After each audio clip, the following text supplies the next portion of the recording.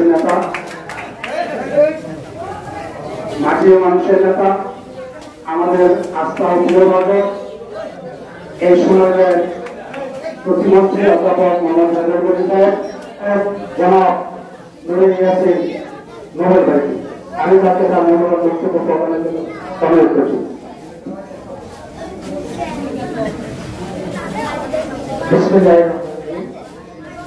শহীদ রাষ্ট্রপতি জিয়াউর রহমানের ৪৪তম শাহাদত বার্ষিকী উপলক্ষে হোসেনপুর ইউনিয়ন বিএনপি অঙ্গ সংগঠন সমূহ, হোসেনপুরা ইউনিয়ন বিএনপি ও অঙ্গ সংগঠন সমূহ কর্তৃক আয়োজিত আজকে গরিবদের মাঝে খাবার ও সামগ্রী বিতরণ অনুষ্ঠানে আজকে যিনি প্রধান অতিথি হিসেবে উপস্থিত থাকার কথা ছিলেন আপনাদের এলাকার কৃতি সন্তান এলাকা থেকে বারবার নির্বাচিত সাবেক সংসদ সদস্য, সাবেক প্রতিমন্ত্রী, সমাজের গর্ব, আপনাদের গর্ব, অধ্যাপকের ব্যক্তিগত কারণে এখানে উপস্থিত পারবেন। আমরা এসেছি, আমরা আপনাদেরকে আজকে অনুষ্ঠানে আপনাদের উপস্থিত হয়েছেন, সকলকে আমাদের অন্তর থেকে অভিনন্দন শুভেচ্ছা জানাচ্ছি।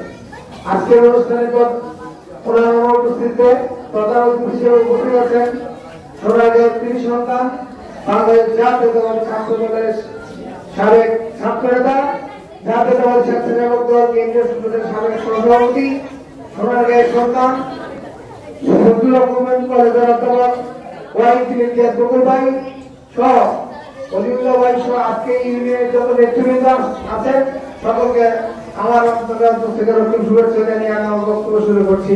আসসালামু আলাইকুম।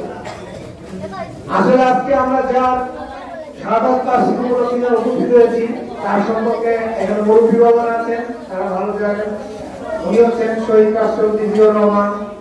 আল্লাহর অশেষ সহমতের জন্য বাংলাদেশে হয়েছিল, ওনার জন্ম না হলে হয়তো বাংলাদেশের জন্মই হতো না। উনি এক আর্মি অফিসার ছিলেন, আর্মি ব্যারেক থেকে আর্মির আইন ভঙ্গ করে দেশের স্বাধীনতার ডাক দিয়েছিলেন। যাদের দায়িত্ব ছিল দেশের স্বাধীনতার ঘোষণা করার, তারা পাকিস্তান দোসরদের সাথে হাত মিলিয়ে দেশ থেকে পালিয়ে গিয়েছিলেন। তারা রাষ্ট্রীয় সব সুখ ভোগ করে এদের সাথে বেয়ানি করেছিলেন। কিন্তু আল্লাহর এক অশেষ রহমত, আল্লাহর এক অশেষ মেহেরবানি এই বাংলার মাটিতে এক রাখাল রাজার আবির্ভাব হয়েছিল।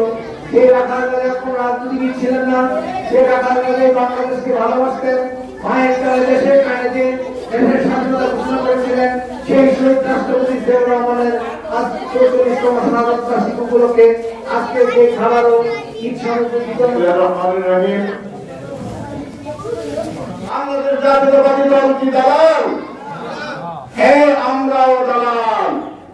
আমরা হচ্ছি জিয়াউর রহমানের আদর্শ দালাল, আমরা হচ্ছি খালেদা জিয়ার নেতৃত্ব দালাল, আমরা হচ্ছি তারেক রহমানের দালাল, আমরা হচ্ছি বাংলাদেশের দালাল। আমাদের নেতা তারেক রহমান এই যে নোবেলের এক প্রোগ্রামে 28 তারিখে বলেছে, দিল্লি নয়, দিল্লি নয়, নয় কোন দেশ, সবার আগে বাংলাদেশ। তাই বলি আমরা বাংলাদেশের দালাল।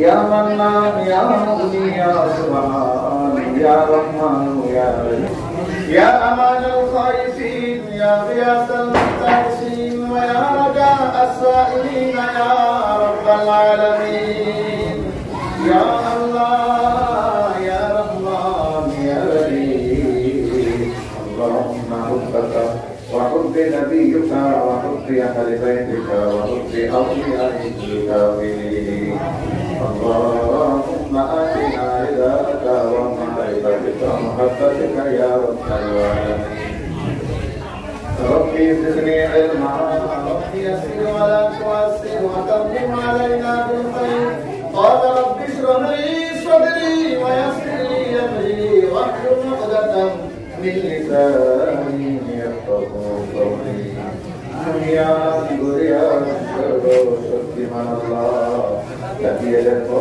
আল্লাহ তোমার বান্দা আল্লাহ হায়াতে থেকে মানুষের করে দাও আল্লাহ ওনার সন্তান তারেক রহমান সহ ওনার পুত্রবধূ তারা শেষ করুন আল্লাহ সকলের প্রতি তোমার কাজ রহমত বরকত তুমি নাযিল করে দাও আল্লাহ আল্লাহ বাংলাদেশের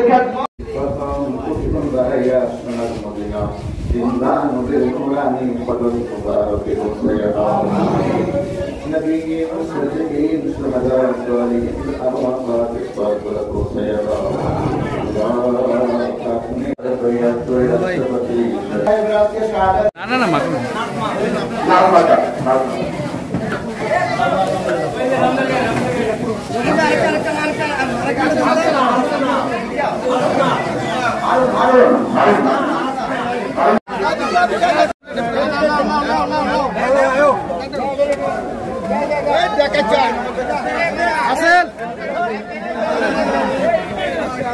সামনে তো সরেন তো